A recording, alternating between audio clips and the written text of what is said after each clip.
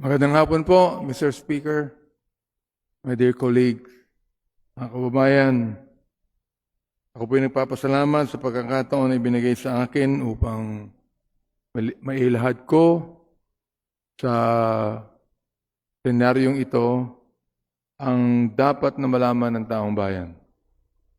Nanghihinayang lamang ako sapagkat umalis na yung ating mga bisita ng mga general ng Armed Forces na dapat nilang marinig ang sasabihin ko.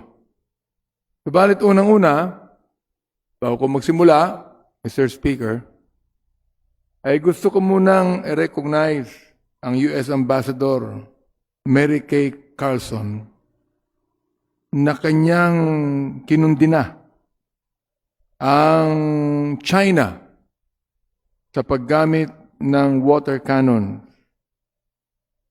doon po sa Sabina Shoal laban sa ating mga fishermen. Yan po ang punto ng aking personal and collective privilege ngayong hapon. Pero sana gusto ko pong sabihin sa U.S. Ambassador, hindi lamang dapat kinondem ang ginawa ng China. Sana po, bilang katunayan na ang Pilipinas ay masyadong malapit na alay ng Amerika, ay dapat winarningan na po ng US ang China sapagkat ilang beses nang ginawa po ito. Dapat, kung talagang tayo po'y punoprotektahan ng US, dapat lamang na hindi i-condemn ang ginawa ng China. Kundi dapat ay nagbigay ng warning sa China tungkol sa mga bagay na ito. So therefore, Mr. Speaker, my dear colleagues, I rise today on a matter of personal and collective privilege as chair of the House Committee on Human Rights to bring to the attention of this august chamber a grave incident that strikes at the very heart of our sovereignty, our dignity, and our duty to protect our people. Just days ago, tulad po na nabanggit ko na, Filipino fishermen were injured after Chinese forces used high-pressure water cannons against their fishing boats near Escoda, also known as Sabina Shoal, in the West Philippine Sea. Let me be clear, Mr. Speaker. These were not military vessels. These were Filipino fishermen, civilians, whose only so-called crime was exercising their legitimate right.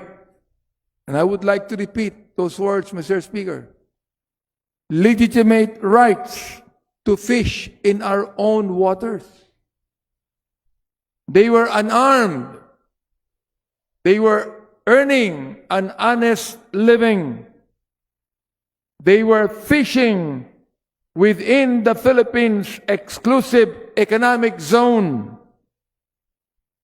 To injure them through force and intimidation is an affront not just to our sovereignty, but to basic human dignity.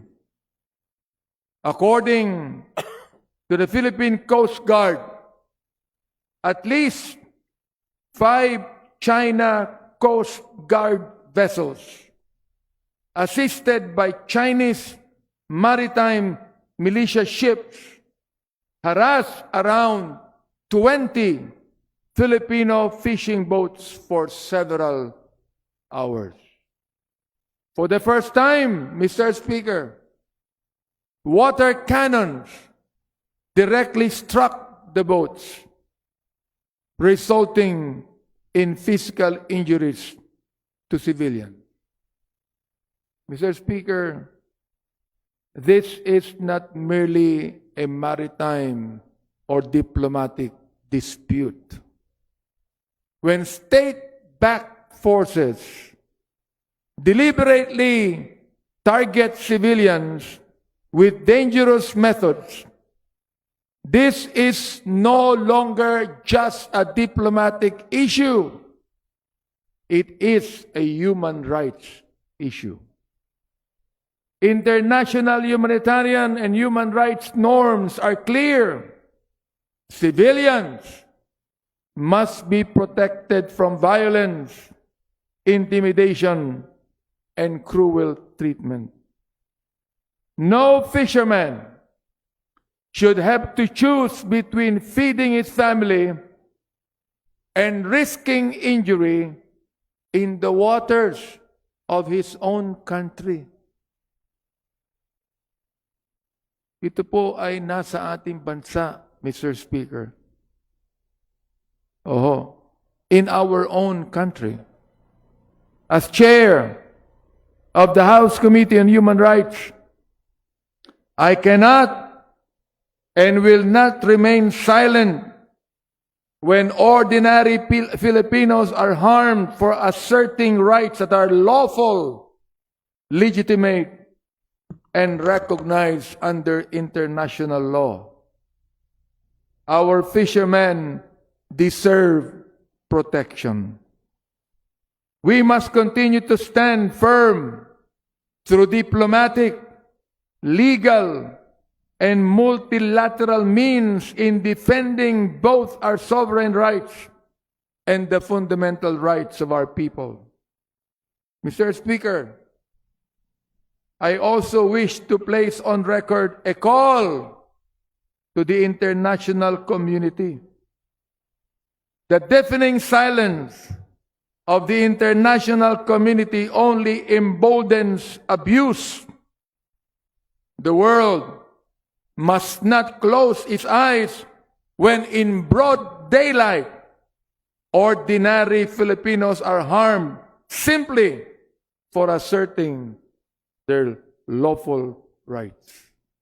Tinatawagan ko po ang international community na magsalita naman tungkol dito.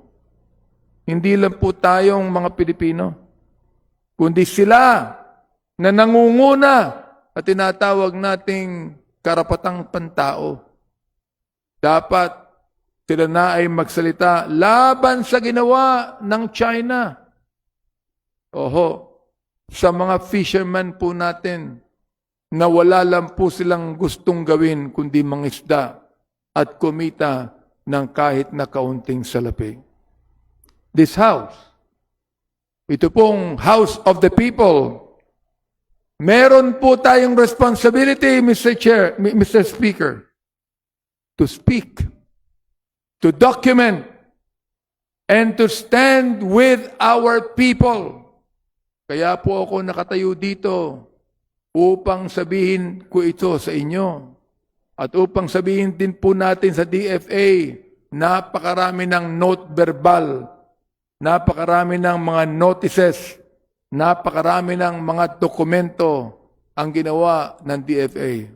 Pero wala na tayong dapat na gawin pa.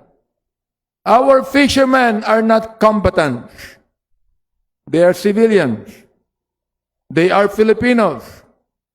And they deserve justice, protection, and the full defense of this republic. Ipaglaban po natin sila. Ngayon, bukas, at hanggat kinakailangan. Sobrang abuso na po ang ginagawa ng China. Palibhasa, walang paniniwala yan sa Diyos. Walang paniniwala sa human rights. At walang paniniwala sa tinatawag nating compassion. Kaya ngayong hapong ito, Mr. Speaker, ay gusto ko pong sabihin sa China, tama na. Masyado na kayong ginawang pambubuli sa amin eh. Tama na. napakalaki niyong bansa at nagmamayabang kayong mayaman kayo, pati ang Pilipinas na napakaliit, ang Pilipinas na wala lamang gustong gawin, kundi pagtanggol ang kanyang kasarinlan, kundi protektahan ang tubig na tayo ang nagmamayari. Nais ko pong sabihin sa mga China, tumigil na po kayo. Sobra na po ang ginagawa ninyo. Nang aapi na po kayo. Maraming salamat po, Mr. Speaker, sa aking mga kasamahan dito. May God bless us all at ang buong bansang Pilipinas.